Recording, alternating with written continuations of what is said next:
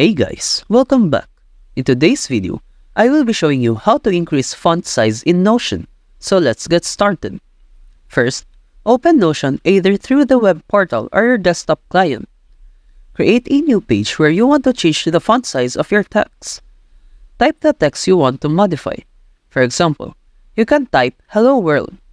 To increase the font size, go to the page settings by clicking on the three dots in the top right corner. In the settings menu, you'll find an option called Small Text. Toggle this option off to increase the font size slightly. Additionally, you can change the style of your text to further adjust the font size. Select the text you want to modify. A formatting toolbar will appear. Click on the T icon to change the text style. Choose from different heading styles to increase the font size further.